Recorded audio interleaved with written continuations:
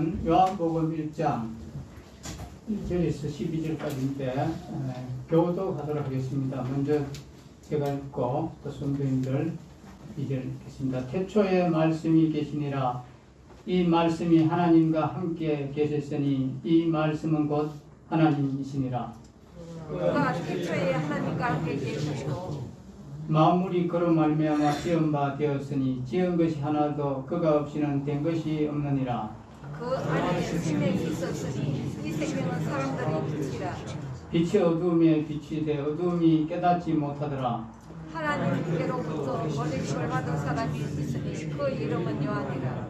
그가 정언하여 왔으니 곧 빛에 대하여 정언하고 모든 사람이 자기로 말미암아 믿게 하려 함이라. 그는 이 빛이 아니요 이 빛에 대하여 증거하러 온 자라. 참빛 곧 세상에 와서 각 사람에게 비추는 빛이 있었나니 그가 세상에 계셨으며 세상은 그로 말미암아 지은 바 되었으되 세상이 그를 알지 못하였고 자기 땅에 오매 자기 백성이 영접하지 아니하였으나 영접하는 자 곧 그 이름을 믿는 자들에게는 하나님의 자녀가 되는 권세를 주셨으니. 잠깐 기도하겠습니다. 아버지 하나님, 이 시간에 주의 성령님께서 주관하여 주시고 저를 도구로 사용하여 주시고 또 말씀을 듣는 자도 겸손한 마음으로 마리아가 주님 발 앞에서 말씀을 경청하듯이 그러한 자세로 듣게 해주심으로 주님께서 역사해 주시옵소서.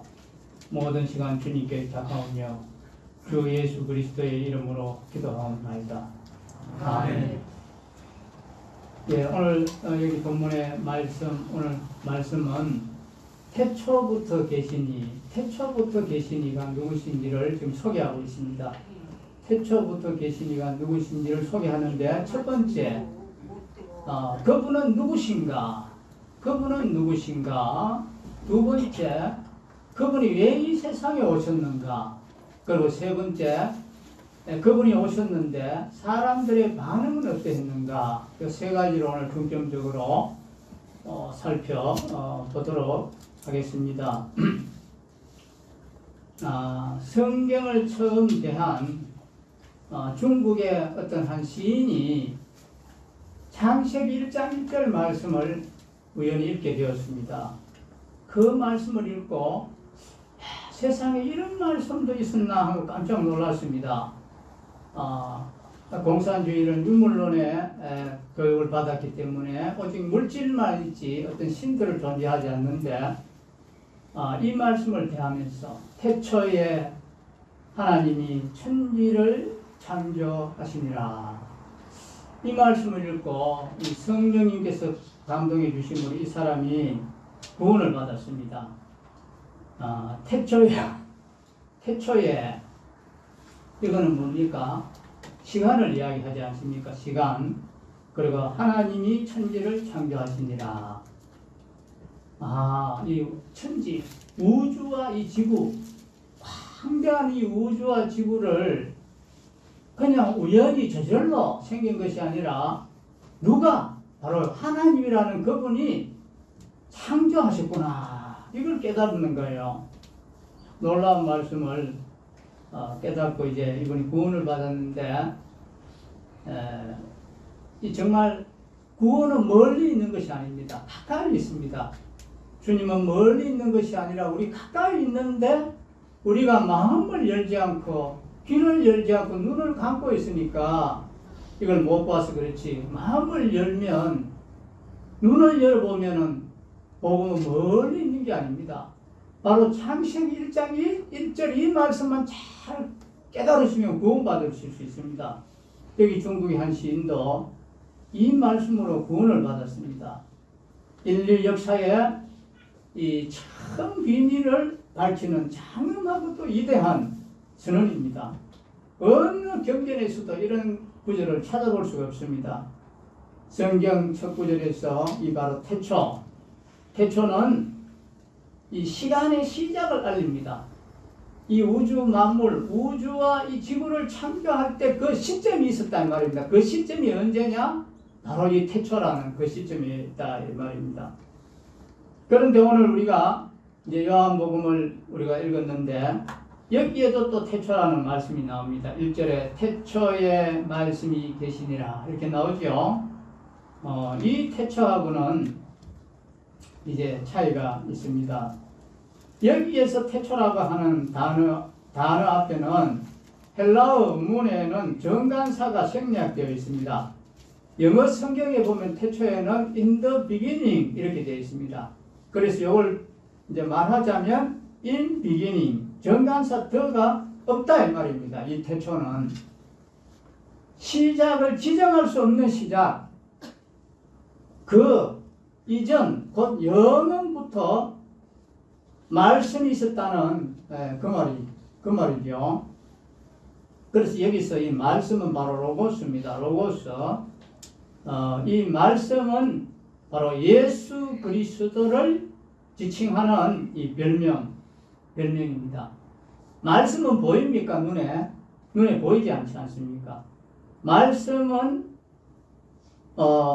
보이지 않는 이 생각, 우리가 볼 수 없는 이 보이지 않는 생각을 보이도록 표현해주고 창조하는 역할을 하는 게 바로 이 말씀이죠. 그래서 예수 그리스도는 보이지 않는 그 하나님을 계시하고 또 하나님의 생각을 드러내신 분, 이러한 의미에서 이 로고스라는 이 말씀으로 지칭이 되었습니다. 그래서 요한복음 이제 1장 18절에서는 어떻게 말씀하시는지 보십시다. 본래 하나님을 본 사람이 없으되 아버지 품속에 있는 독생하신 하나님이 나타내셨느니라 그랬습니다. 이렇게 선포를 하고 있습니다. 또 이제 14절을 보십시다. 14절 말씀이 육신이 되어 우리 가운데 거하심에 우리가 그의 영광을 보니 아버지의 독생자의 영광이요 은혜와 진리가 충만하더라 그랬습니다. 그러므로 요한복음 1장 1절을 이렇게 이제 우리가 읽을 수가 있겠지요.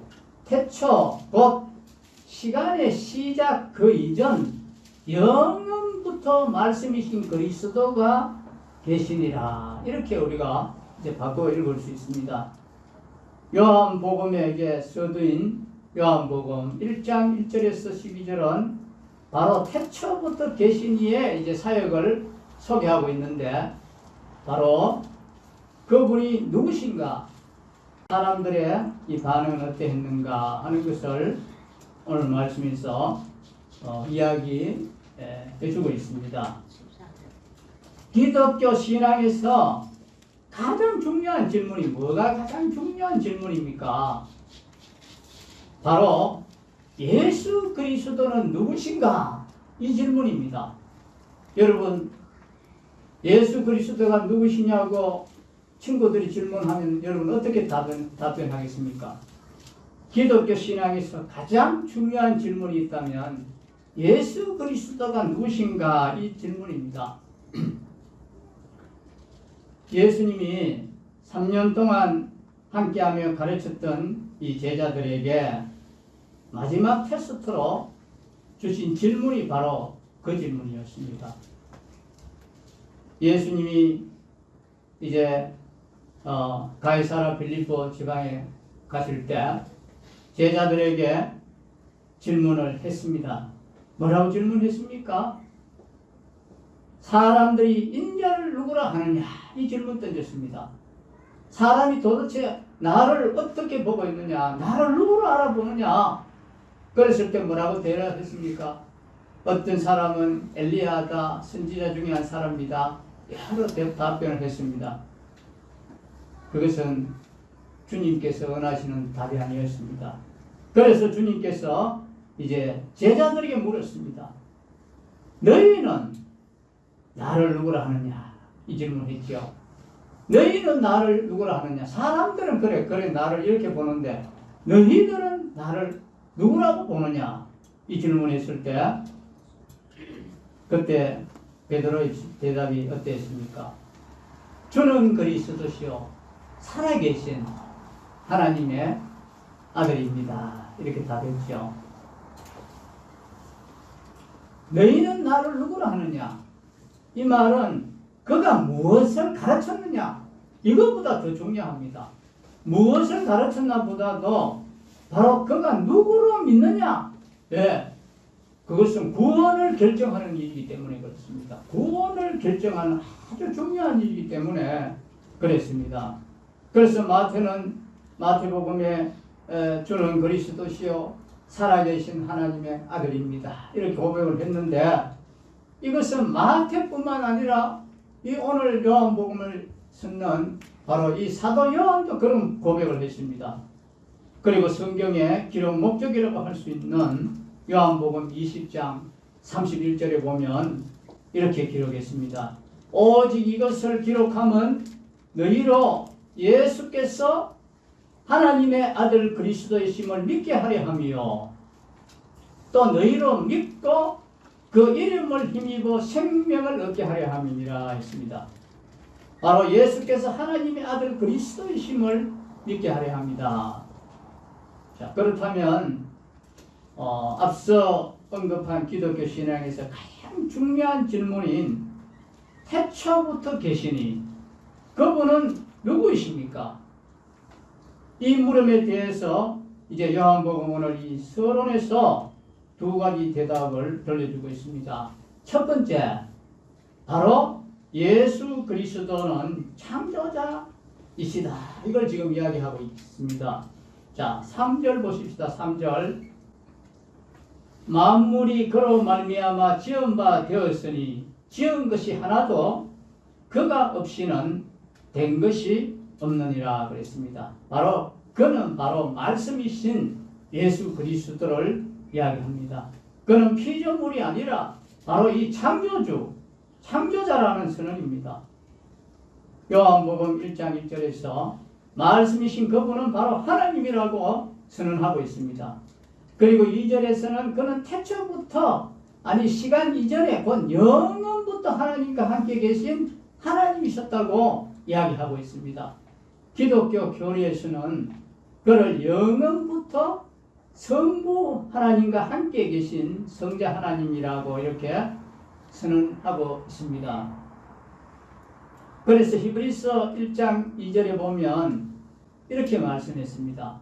이 모든 날 마지막에는 아들을 통하여 우리에게 말씀하셨으니 이 아들을 만유의 상속자로 세우시고 또 그로 말미암아 모든 세계를 지으셨느니라 이렇게 말씀했습니다.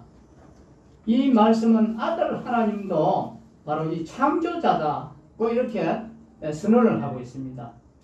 이 성자 하나님은 성부 하나님의 만물 창조에 동참하신 창조자 하나님이셨습니다.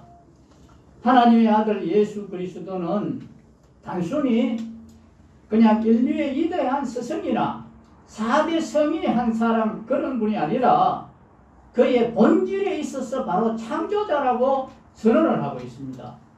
이 선언은 후일 사도 바울도 거듭해서 이야기했습니다.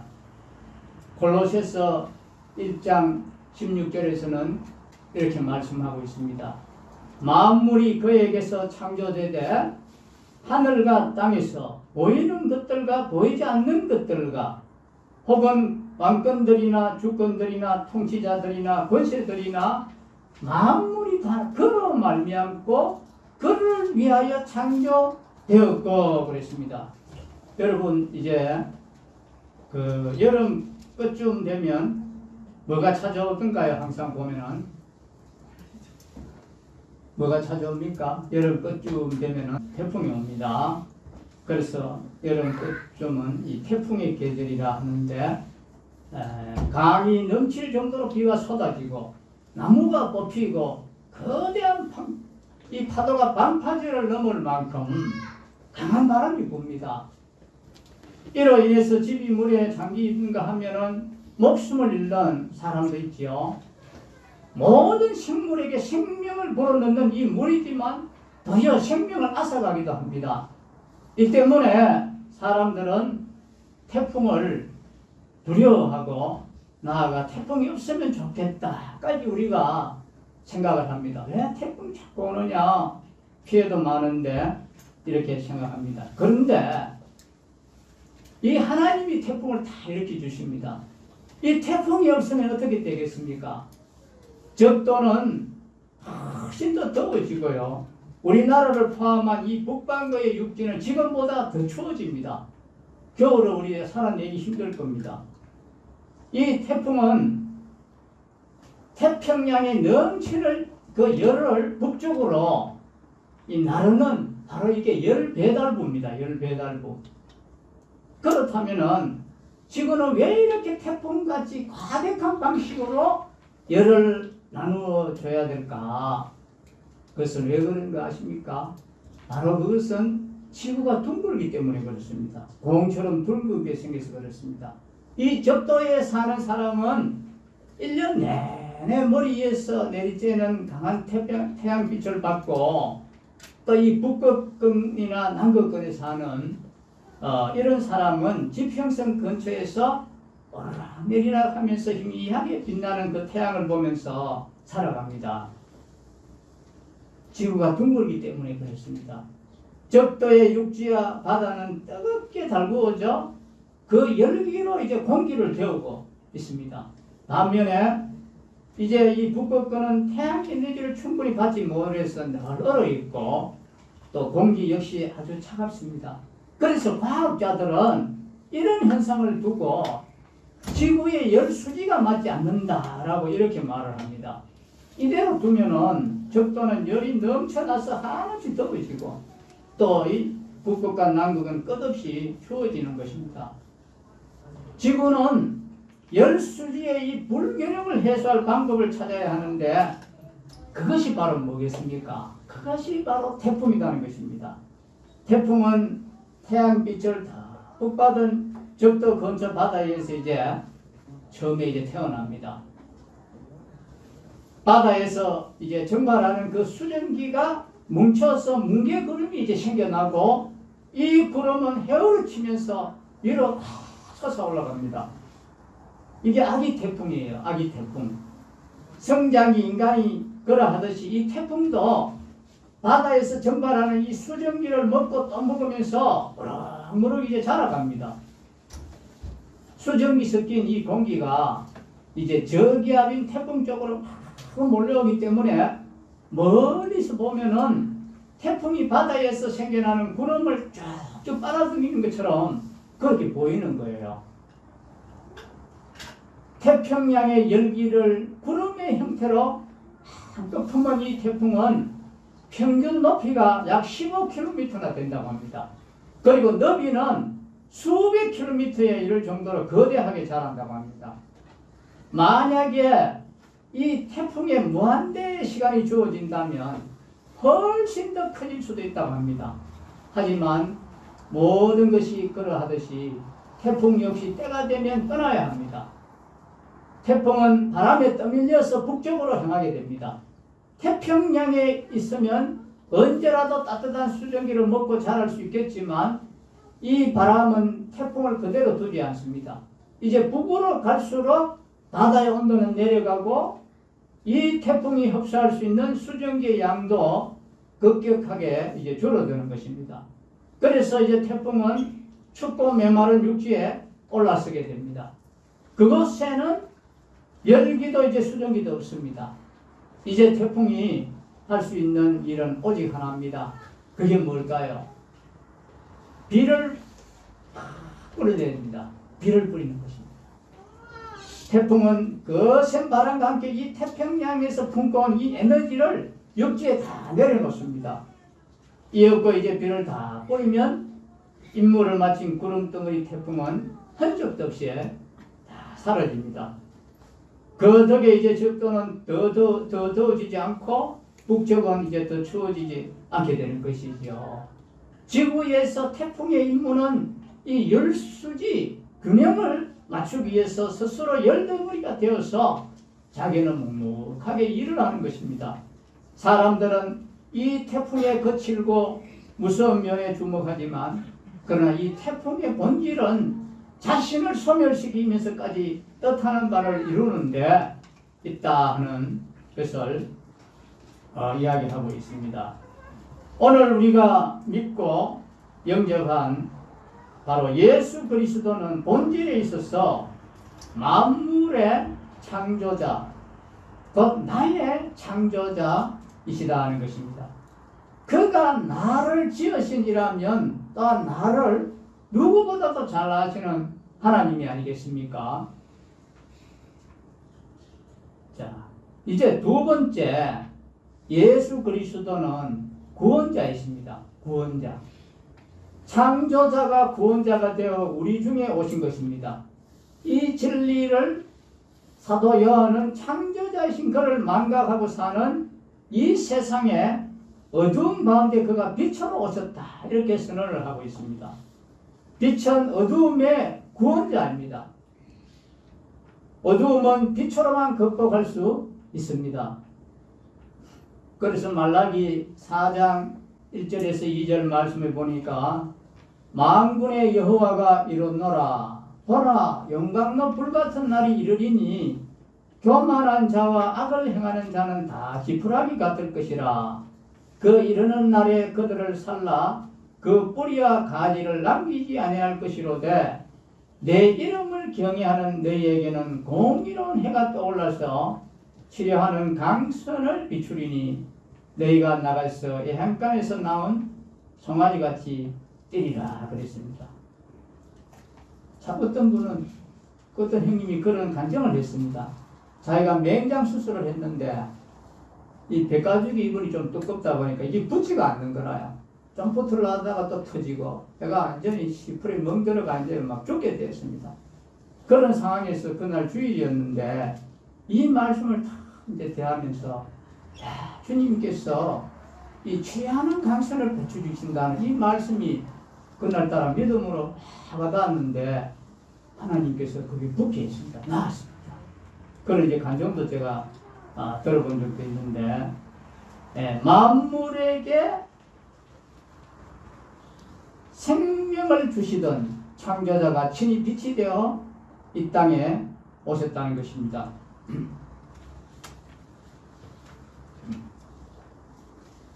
자, 우리는 매스컴을 통해서 지구촌에서 일어나는 온갖 소식을 접합니다. 어제 잠깐 TV 뉴스를 봤는데 미국, 이탈리아 이런 데서 지금 코로나 사태가 얼마나 지금 심하게 번져나가고 그것으로 인해서 이제 소상공인들아 장사하는 분들이 이제 문을 닫게 되어서 이제 참 경제적으로 곤란을 당하고 바로 이게 성경이 말하는 전염병과 기근 아닙니까? 지금 이러한 우리 재난을 지금 당하고 있습니다.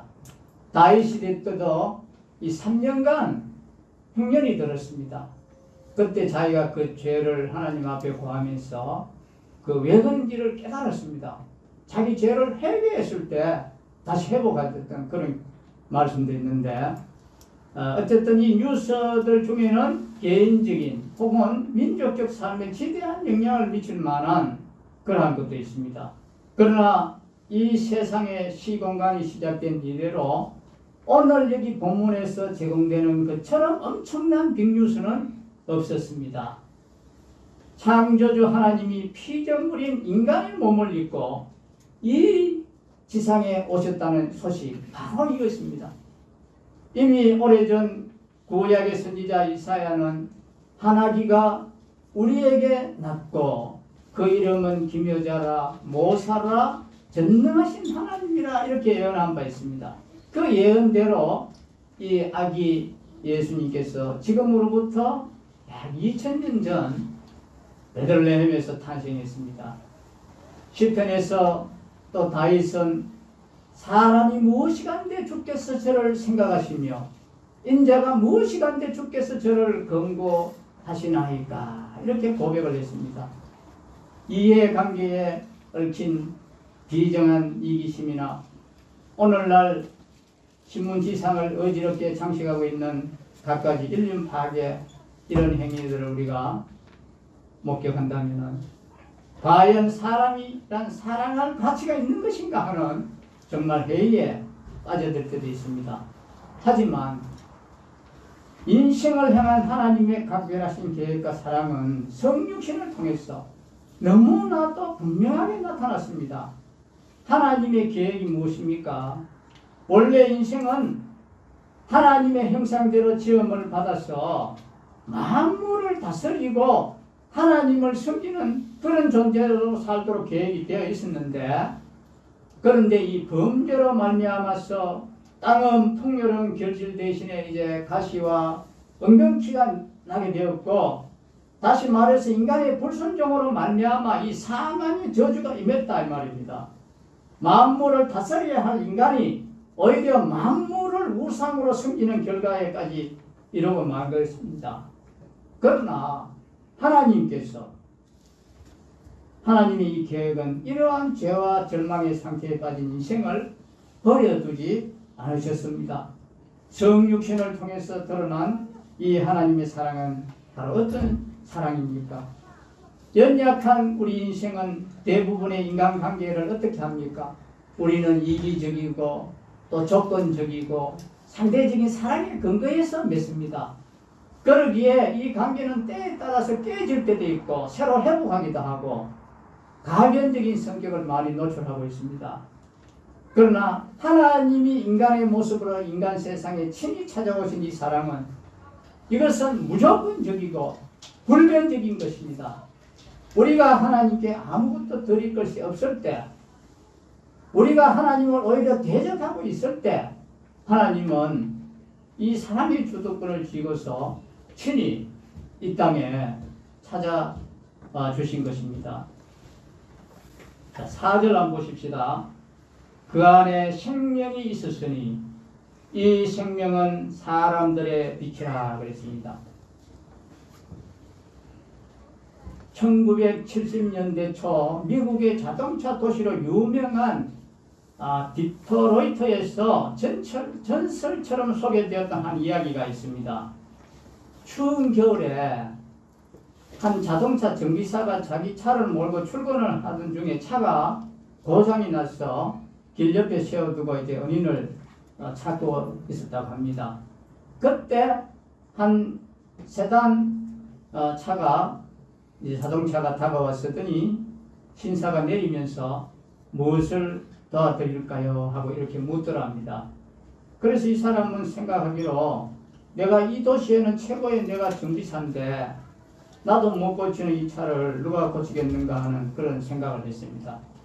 그러면서 이 신사는 미소를 지으며 자동차 캡을 열고 몇 군데를 만져보더니 시동을 걸어보라고 하더랍니다. 그런데 놀랍게도 이제 시동이 걸리는 것이었습니다. 정비사는 깜짝 놀라면서 도대체 당신은 누구십니까? 물었더니 그 신사는 명함 한 날을 건네면서 좋은 날 되십시오 하고 떠났다고 합니다. 그런데 그 명함에는 뭐라고 적혀 있었겠습니까? 바로 헨리 포드라고 되어 있었습니다.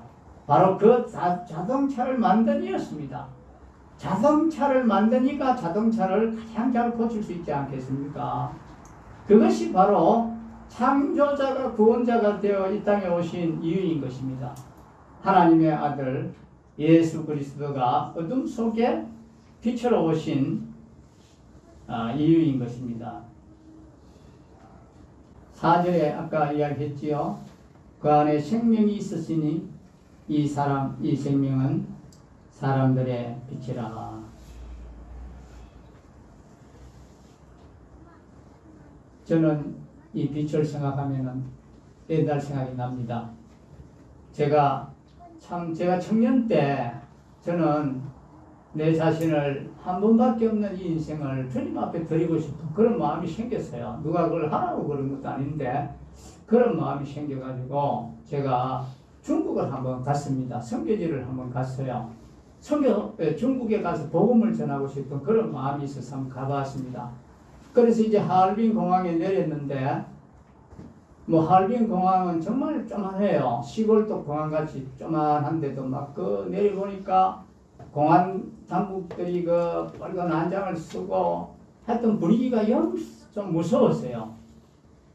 그렇게 하면서 이제 거기서 아성 우리 숙소까지 이제 가고 분위기가 좀 아주 좀 무서운 느낌이 들었습니다. 여기 와서 복음 전하고 싶었는데 아주 두려운 생각이 드는 거예요. 그래서 이제 그날 밤을 이제 거기서 이제 자고 일어났습니다. 아침에 이제 새벽에 쫙 일어나는데 이 햇빛이 태양빛이 쫙 해가 떠오르면서 저희 이제 숙소 방으로 빛이 쫙 비치는 거예요.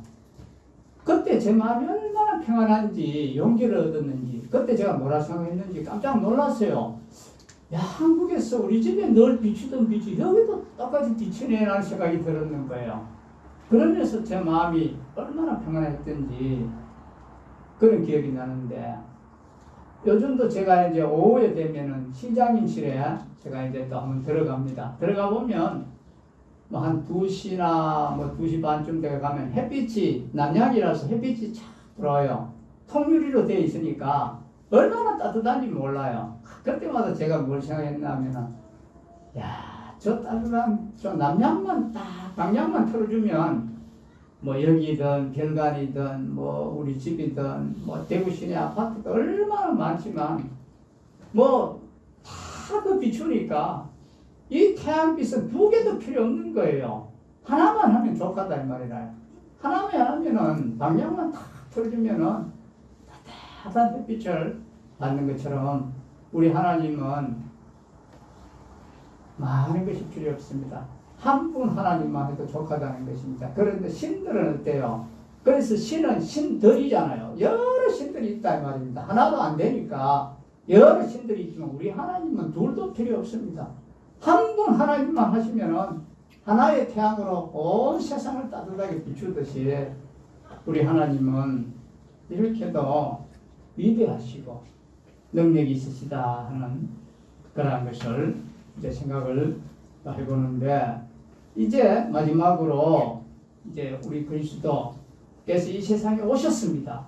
오셨는데 이 사람들의 반응이 어떠했는가 한번 보십시다. 사람들의 반응. 태초부터 계시니 창조자로 구원자가 되어 역사 속에 오신 이분을 향한 당시 사람들의 반응은 어떠했겠습니까? 그리고 지금은 그분에 대해서 어떤 반응을 보이고 있겠습니까? 사도 요한은 사람들의 두 가지 반응을 소개하면서 우리에게 선택을 요구하고 있습니다. 그 두 가지 반응이 무엇입니까? 첫째 반응 보십시다. 첫째 반응은 10절, 11절 보겠습니다. 그가 세상에 계셨으며 세상은 그로 말미암아 지은 바 되었으되 세상이 그를 알지 못하였고 자기 땅에 오매 자기 백성이 영접하지 아니하였으나 이 첫째 반응은 영접하지 아니했다는 것입니다. 이게 첫 번째 반응입니다. 얼마나 기막힌 아이러니입니까? 내 집의 주인된 내가 왔는데 내 식구들이 나를 영접하지 않았다는 말입니다. 주인이 배척된 세상, 그것이 바로 우리가 살고 있는 이 어두움의 세상이라는 것입니다. 그래서 이사야 선지자는 하늘이여 들으라, 땅이여 귀를 기울이라, 여호와께서 말씀하시기를 내가 자식을 양육하였거늘 그들이 나를 거역하였도다. 소는 그 임자를 알고 나귀는 그 주인의 부유를 알건만은 이스라엘은 알지 못하고 나의 백성은 깨닫지 못하는도다 하고 지금 목소리를 외치고 있습니다. 그러면 왜 사람들이 그를 배척했겠습니까? 자, 오늘 본문 5절 한번 보십시다. 5절에 빛이 어두움에 비추이되 어두움이 깨닫지 못하더라 그랬습니다. 그리고 10절도 보십시다. 10절에 그가 세상에 계셨으며 세상은 그로 말미암아 지은 바 되었으되 세상이 그를 알지 못하였고 그랬습니다. 다시 말해서 깨닫지 못하기 때문에 또 알지 못해서 그렇다 이 말입니다. 오늘날 사람들이 예수 그리스도를 영접하지 않는 이유 역시도 똑같지 않습니까? 그가 누구인지를 깨닫지 못하고 있어요. 알지 못하기 때문에 그렇습니다. 해가 중천에 떠 있는데도 잠자고 있으니까 모르는 것입니다. 그가 창조자이심을, 그가 구원자이심을 알았더라면 그렇게 거절할 수 있었겠습니까? 그래서 이 무지는 죄악이라고 합니다. 무지는 죄악입니다. 예수 그리스도를 알지 못하는 것은 죄악인 것입니다. 하나님을 모르는 자들과 우리 주 예수의 복음에 복종하지 않는 자들에게 형벌을 내리신다고 했습니다. 존 번연의 철로 역정을 읽어보면 이 책의 줄거리 마지막까지 등장하는 비극의 주인공이 바로 이 무지였습니다. 자신의 생각으로 의롭다함을 얻고자 했던 비극의 인물. 그는 진정한 의미에서 구세주 예수 그리스도를 모르고 있었던 것입니다. 그래서 오늘 본문 6절에서 8절에는 이 무지를 깨우쳐 주기 위해서 예수님이 오시기 직전에 하나님이 세례 요한을 보냈습니다. 그가 바로 이 빛 대신 그리스도를 증언하러 온 것이라고 말씀했습니다. 예수님이 처음 팔레스타인에 오셨을 때 예수님을 가장 가까이에서 접하고도 그를 영접하지 못한 비극의 캐릭터인 여관 주인을 생각해 보십시오. 아기 예수님의 어머니 마리아가 구세주를 낳아서 짐승들의 구이에 눕혔을 때 누가복음 2장 7절은 이렇게 기록하고 있습니다. 여관에 있을 곳이 없음이라 했습니다. 여관 주인이 방금 구유에 태어난 그 아기가 세상을 지으신 창조자요 구세주이심을 알았더라면 어떻게 해야 마땅했겠습니까? 그러나 이 사건을 2000년 전의 비극으로만 생각해서는 안 됩니다. 오늘 당신의 마음을 두드리시는 예수님을 당신은 영접했습니까? 혹시 당신 마음의 중심이 아닌 생각의 예진 구유에 예수님을 방치하고 있지는 않습니까? 그러나 여기 이 반응과 대조적인 다행스러운 반응이 있었습니다. 이 두 개의 반응의 대조성은 오늘 본문 12절 머리에 이제 접속하는 접속사 그러나를 강조하고 있습니다.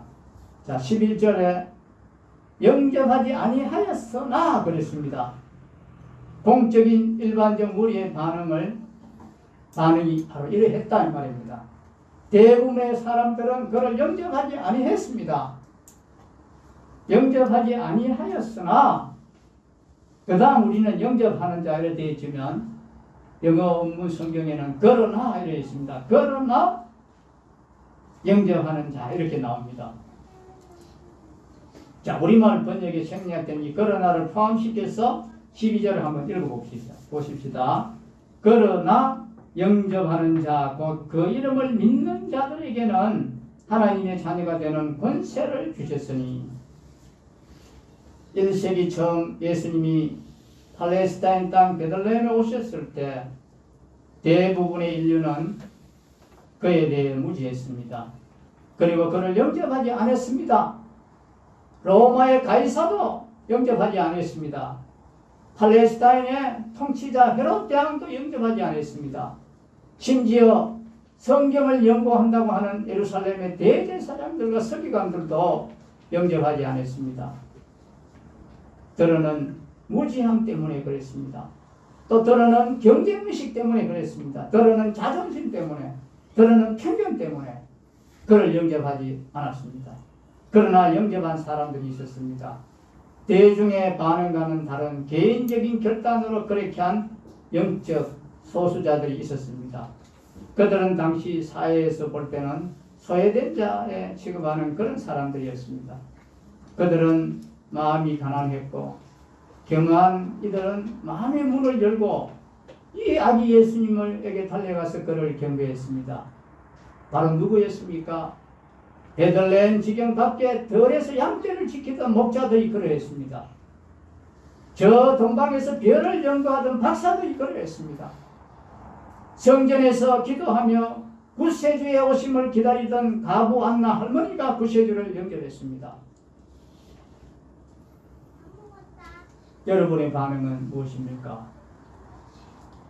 크리스마스에 공연되는 연극 중에서 가장 감동적인 한 장면은 오래전 캐나다의 한 교회에서 시작된 정신지체아 랄프의 이야기입니다. 그가 하도 연극에 참여하고 싶어 해서 연극팀은 가장 할 일이 적은 여관 주인의 역할을 맡겼다고 합니다. 그는 요셉과 마리아가 여관 문을 두드릴 때 딱 한마디 방 없어요 이렇게만 하면 되었습니다. 처음에는 역할을 잘 소화했습니다. 그는 침착하게 방 없어요 라고 말했습니다.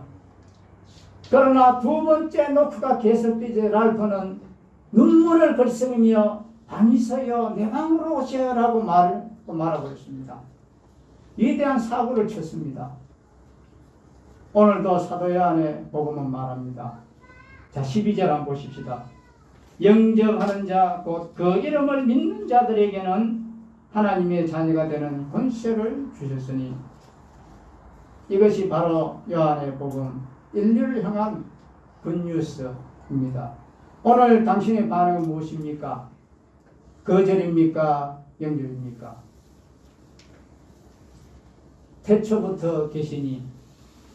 태초부터 계시니가 오늘 소개되었습니다. 그분은 누구신가? 그분은 바로 만물의 창조자, 만물 안에 계시는, 만물 안에 있는 우리 개인들, 바로 나를 만드신 분이시다는 것입니다. 그분을 왜 이 땅에 역사 속에 오셔야 했는가? 바로 나 같은 자를 구원하기 위해서 이 땅에 오셨습니다. 사람들의 반응은 어떠했습니까? 거절하는 사람도 있었고 받아들이는 사람도 있었습니다. 우리는 천만다행히 이것을 받아들이는 이러한 부류에 속해서 얼마나 다행입니까? 우리뿐만 아니라 아직까지 구원되지 못한 우리의 부모, 형제들, 이웃들을 위해서도 우리는 그리스도를 전거해야 되겠죠.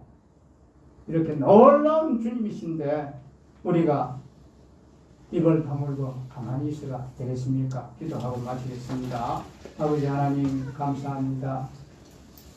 사망의 길로 가던 저희들을 구원하시기 위해서 주님께서 높으신 그 하나님의 영광을 버리시고 이 땅에 사람의 몸을 입고 오셔서 사람들에게 오해를 받으며 많은 곤욕과 수치를 당하고 육체적으로 또 채찍에 맞으며 살점이 떨어져 나가며 십자가에 못 박히는 쓰라린 그 고통, 말할 수 없는 인간이 받을 수 있는 최고의 그 고통을 받으시면서까지 하셔서 저희들을 구원해 주신 것을 감사합니다. 하나님은 살아계시고 주님은 이 땅에 2000년 전에 오셨고 인류를 구원하기 위해서 모든 것이 준비되었지만 아직도 사람들은 깨닫지 못하고 알지 못해서 그러하오니 주님 불쌍히 여기시고 우리의 부모, 형제들, 이웃들이 그리스도께로 초청되어서 다 구원받고 영원한 생명을 얻을 수 있도록 주님 도와주시옵소서. 주님 오실 때까지 우리는 주님의 증인으로서 증거하는 이러한 사람들이 되도록 하여 주옵소서. 주 예수 그리스도의 이름으로 기도하옵나이다. 아멘.